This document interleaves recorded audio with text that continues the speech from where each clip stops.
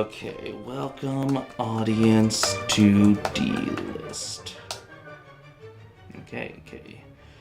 List things while name begins with D. What the hell? Oh, right. I gotta do this first. Play opening theme.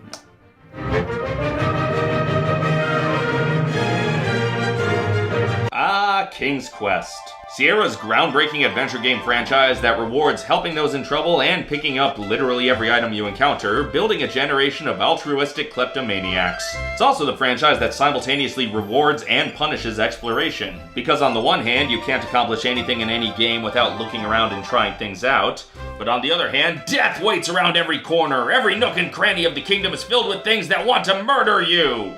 So you play it safe, stick to the well-lit areas, but then you go around in circles, not progressing in the game. So you dip your toes somewhere unsafe and BAM! You're dead forever! Hope you saved your game, but I hope you saved it before you lost that one-of-a-kind inventory item because it's impossible to win without it. I love these games, but man, can they ever be stressful. So today I'm going to count down the most frustrating deaths in the King's Quest series. For the sake of simplicity, I'm only going to look at the original games, not the fan games or the recent episodic edition. And I'm only going to look at games 1 through 6, because although King's Quest VII had some annoying deaths, the frustration was tempered by the fact that you could pick up right where you left off with no consequence. And the deaths in King's Quest VIII were mostly of the, oh no, I'm out of health variety, and the only frustration there is why a King's Quest game has a health bar. Tickets. Oh.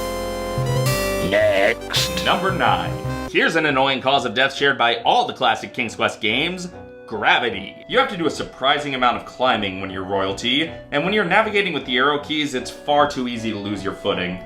Now, not every fall will kill you, some will just shake you up for a bit, but sometimes there's only a hair difference between a slapstick fall and a deadly fall, and the distinction seems to be arbitrarily placed. Even falls in the home can be deadly. Those Life Alert commercials were right. You can fall on your own stairs, especially if that evil cat is trying to murder you. Ah. Oh, I see you, Phantom. Laying in wait trying to kill me. I'm on to you. Once they got to the later games, the smarter cursor system meant there were fewer places to fall to your death, but they still popped up here and there. And it was especially frustrating in King's Quest V because of Graham's ear-piercing scream.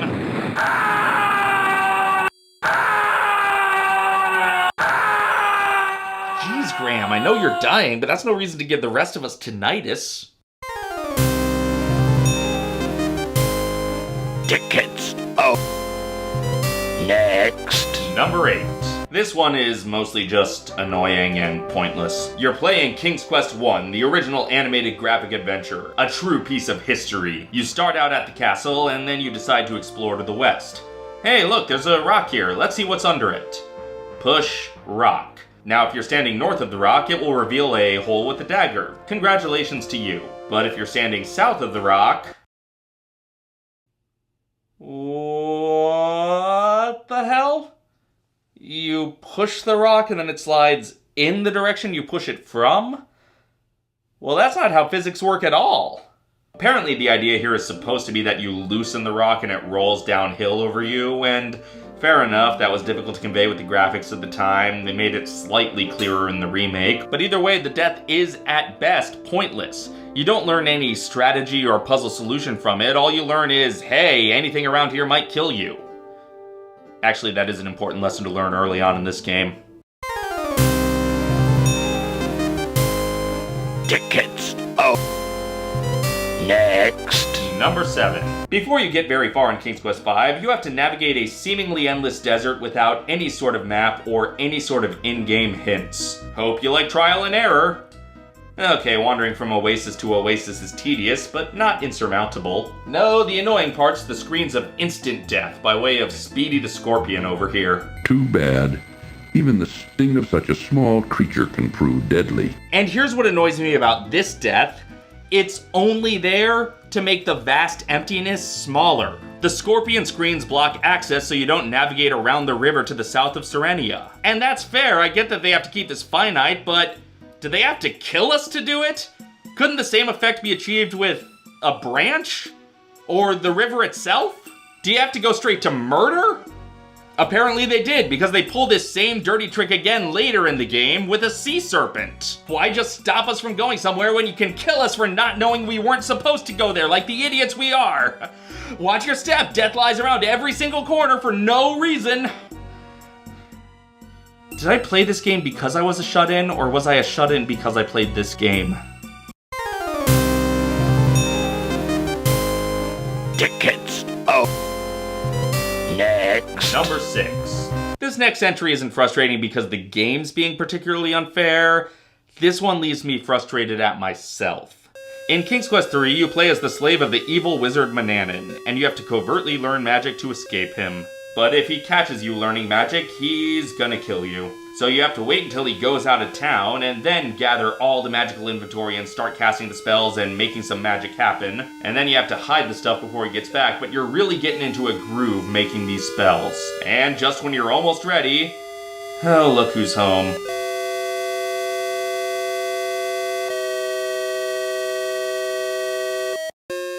Thing is, you can't say you didn't get plenty of warning. There's a big timer up there, and his journeys always last the same amount of time. You should have been keeping track of when he'd be back. This one's entirely on you. So you can't blame Sierra for this one, but you can be filled with good old-fashioned self-loathing. And isn't that what playing decades-old fantasy games is all about? Tickets. Oh. Next. Number 5. King's Quest VI is widely considered to be the best installment of the series, but really people only say that because King's Quest VI is the best game ever made. But if we're limiting our discussion to the context of the series, one of the reasons it's the best is that it strikes up the best balance of perfecting everything that made the series great while minimizing the things that made it frustrating. But it's not devoid of frustrations, and for me, most of those frustrations come from the labyrinth. Yes, the labyrinth.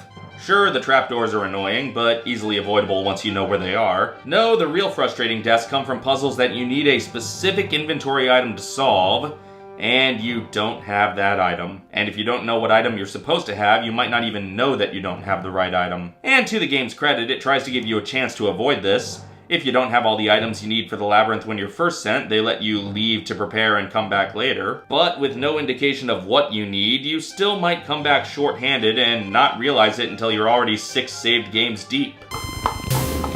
Intruder. Good. Just in time for dinner. Let's not be hasty now. Wandering through a seemingly endless catacomb with no hope for escape. It's like the Indiana Jones adventure queue during spring break. Except then you can at least sing with your friends. So you think you can stone me and spit in my eye? So you think you can love me and leave me to die? Tickets. Oh. Next. Number 4. In King's Quest IV, you're seeking a magical fruit to save the life of both Graham and the Good Fairy, and to find this fruit you have to pass through a dark cave. And you fumble your way around in this cave, seeking the exit on the other side, and then... They have a cave troll. Ugh, it's hard enough to navigate in the dark, now there's a monster. Okay, fine, I'll double back to the previous screen, and what the hell? The monster followed me? That's not what King's Quest monsters do! King's Quest monsters disappear the moment you step off screen! This one follows you from screen to screen like it's a real monster! I mean, I know that's more realistic than suddenly being safe because you stepped 2 inches to the right, but... Newsflash, the genre's called fantasy! It's meant to be unrealistic, you myopic vanity! This has been a surprisingly Tolkien-heavy entry. Tickets. Oh. Next. Number 3. In King's Quest II, Graham is on the quest to rescue a girl in the tower, which later turns out to be a hereditary predilection. But here that tower is in another realm that can only be reached through a magic door. And that magic door is locked behind 2 other magic doors near a cliffside on the other side of a rickety bridge. And you must seek out the key for each door, return to reveal the next door, and then seek out the next key until...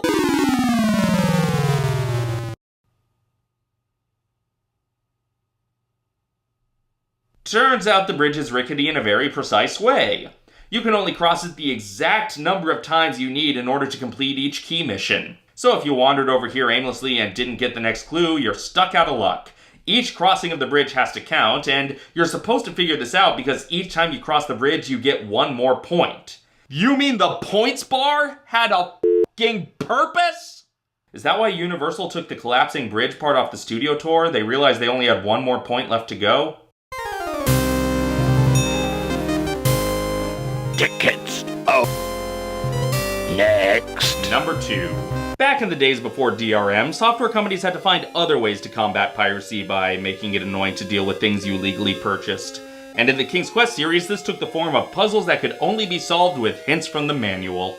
And those magic spells in King's Quest III were the most tedious of all. You had to type in each direction of each spell exactly as it's written in the manual, in the exact right order. And God forbid you make a typo, because if you screw up even one letter of one of these spells, you're dead. At least each spell had its own individual death, and they're all kind of amusing. These games really do love to laugh at you when you die. King's Quest, a series of hope for the kingdom and mockery for the clumsy. Tickets. And the number 1 most frustrating King's Quest death. Hey, guess what? We're back to King's Quest V. In King's Quest V, you find yourself outside the Swarthy Hog Inn, and because you're supposed to explore every nook and cranny, you give it a try. Ooh, I'll wait for you out here. I don't like that place. Cedric, you don't want to go anywhere, you useless flying Elmo Gungan. But in this case, his fears were justified because despite the cheerful music, the inn is run by bad guys. And they lock you up for having the nerve to step into their seemingly legitimate business while they're talking crime stuff. Okay, so you're dead. Well, this is why you save your game before doing absolutely anything, right? You learned your lesson, you know not to go back in there again. Not that frustrating, right? No, the death itself isn't the frustrating part. The frustrating part is you do need to go back in there again. And you have no way of knowing that. Oh, but once I find the tool that obviously helps me escape, I'll make the connection, right? Oh no. Do you know what you need to do in order to escape? Before you go in there, you need to throw a boot at a cat so that later the rat will set you free. I told you I'd repay your kindness when you saved me from that horrible cat! How the hell are we supposed to figure that out? How are we supposed to deduce the cause and effect going on there? The only way to figure it out without a strategy guide is if you accidentally do it in the right order the first time. And the only purpose of the detour is to get a rope and some meat. This is kind of a microcosm of the general frustrations of King's Quest V, which is the most relentless and rigid game in the entire franchise. Well, at least you get to watch Cedric get injured a lot. Pity you have to save him each time. Well, those are the elements that just drive me absolutely insane about this game series that I genuinely love despite it all. They may not be the most relaxing games, but it's still a lot of fun to explore Daventry. So what are some of your favorite games that still have really, really annoying elements that kind of drive you crazy but don't ruin the rest of your experience? Let's discuss this in the comments, and until next time, this is Dave, signing off.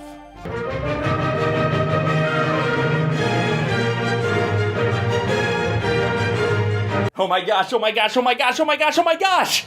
Monkey Island is coming back! I guess it can't be killed. Although on very rare occasions, its hero can.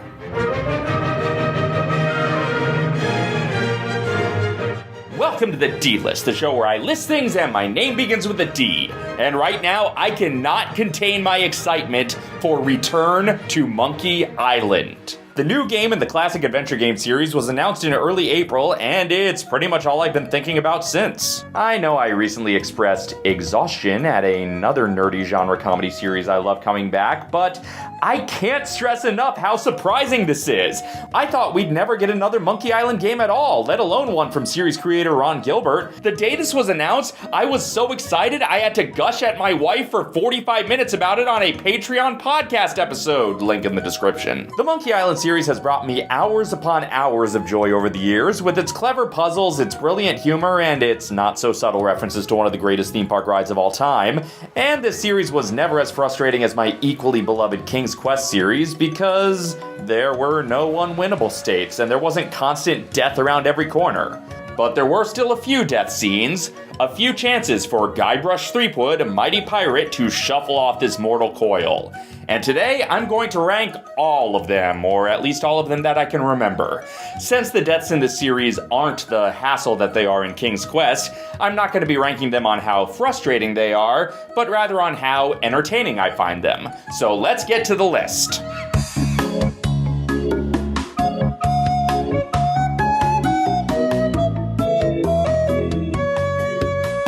Number 6. I haven't played Escape from Monkey Island as much as the other games because, well, it's Escape from Monkey Island.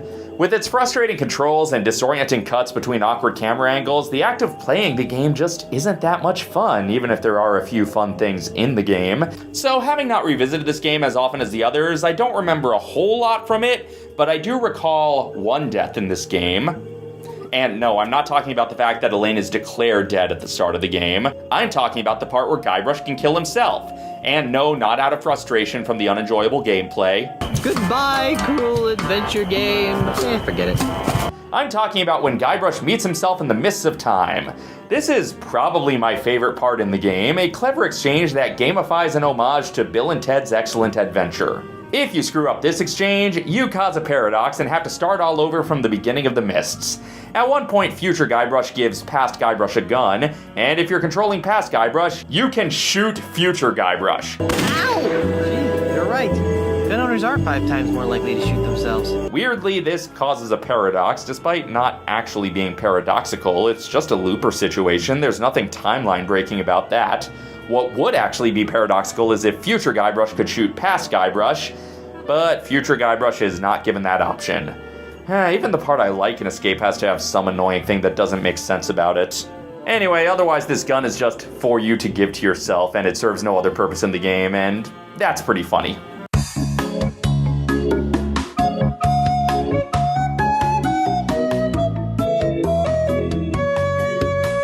Number 5. Guybrush has a habit of boasting about his accomplishments, and some of them are clearly exaggerations, but one that is absolutely true is he can, in fact, hold his breath underwater for 10 minutes. But only for 10 minutes. So when Fester Shinetop sends you to the bottom of the ocean, if you don't escape within 10 minutes, Guybrush is toast. This is the only actual game over death in the entire series, and you almost have to try to make it happen. Because the solution to the puzzle is, well, nonsensical, like all good cartoony adventure game puzzles, but it's so absurdly simple that it's almost annoying. If you haven't figured it out within a few minutes, the game taunts you with fake potential solutions only to pull them away from you. But 10 minutes is more than enough time to accidentally stumble upon the solution just through randomly clicking and trying everything. So while this death is game-ending, it's really more of an Easter egg for people who really want to see Guybrush die. And if you want to see it again, they hid it in another Easter egg in Curse of Monkey Island. That guy probably couldn't hold his breath underwater for very long. Too bad.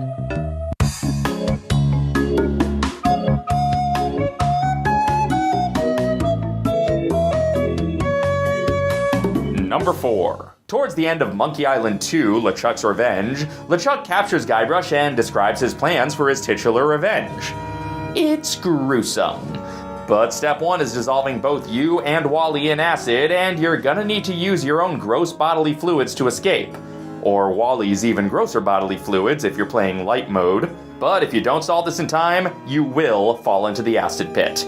Seeing Guybrush and Wally fall into the acid pit may be a bit nerve-wracking, because by the time the game gets here, you're likely to forget that the story is being told in flashback.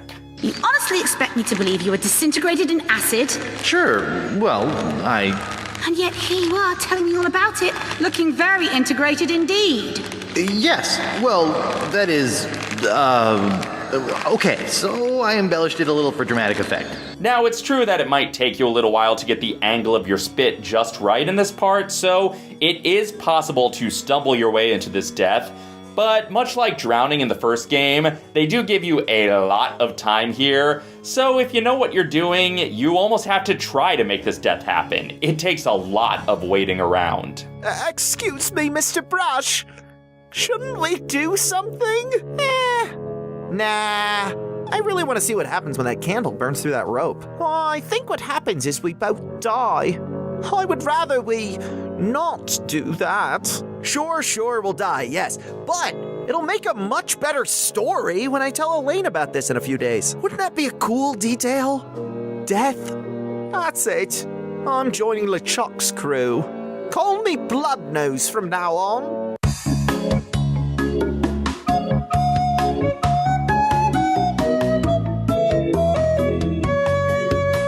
Number 3.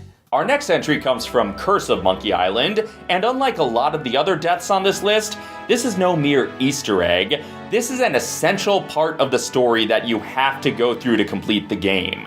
In fact, you have to go through it twice. Also, it's not a real death. Guybrush needs to get into a crypt, so he does something that would kill a real man, but just causes a temporary indistinguishable from death coma for him. Funny. I didn't think you could die in LucasArts adventure games. Well, somebody didn't play the Indiana Jones games, or find any of the other deaths mentioned on this list. Unfortunately, he's in the wrong crypt. Yikes. Where's that telltale pounding coming from? No, Guybrush, you're still 12 years away from working with Telltale. After an incredible payoff to a bit from LeChuck's Revenge, you need to fake being a member of the Good Soup family, and then fake your death again. The fact that you have to do this twice may be a little tedious, but it leads to this perfect line. Oh dear, he's had a sudden and completely unexpected relapse of death. Yes, technically this is not a real death, but in universe it is legally a death. And it's certainly foreshadowed with the importance of a real death. I have also seen that Blood Island will be the place where you will die. I'm feeling luckier. Give me another tarot reading. The card says death. So for the purposes of this list, I think it counts.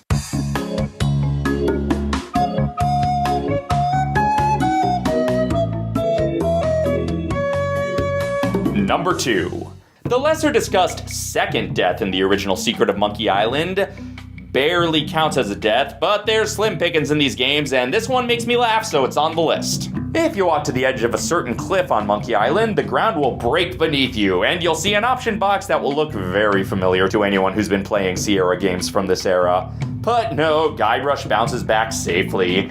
It's just a fake out, but what a perfectly crafted fake out it is. A flawless parody of the more pointless and frustrating deaths in the competition's games, of which there were a few too many. Let me tell you, I still remember the feeling of panic I had the first time I played this game when I saw that familiar dialogue box come up.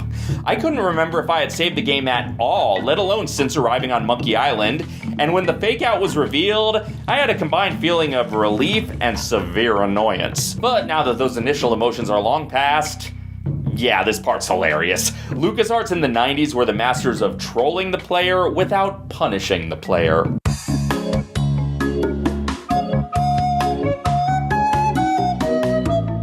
And my number 1 favorite death of Guybrush Threepwood.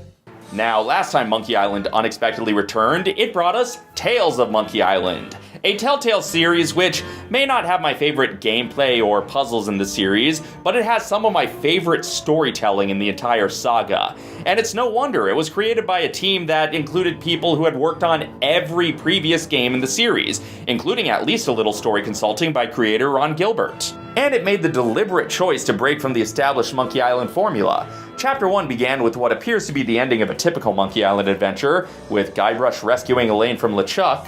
Do you mind? I'd be in the middle of an unholy ceremony here. Unholy this!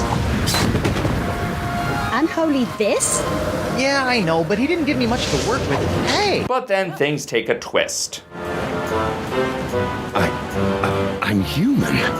That's debatable. The rest of the season features human LeChuck working hard to earn Guybrush's trust, which is an uphill battle for obvious reasons. But eventually, at the end of Chapter 4, the trial and execution of Guybrush Threepwood, Guybrush trusts LeChuck again, just in time for that titular execution. The guard was more than happy to release me once I convinced him that it was the only way to win Elaine's hand in unholy matrimony. Wait, unholy what? Unholy this! Guybrush! Okay, so I wasn't shocked that LeChuck was lying about being good now, but I was pretty shocked when this happened. While Guybrush has been required to fake his death in Curse, this is the only real Guybrush death that is an unavoidable part of the narrative. And Yeah, it sure shook things up from the regular Monkey Island formula. Even though we knew deep down that this death wouldn't be permanent, it was still shocking. And Elaine's reaction to it is heartbreaking. Go to hell, LeChuck. Kick is two-faced, but for me. From Melee to Monkey and all the islands in between, my love.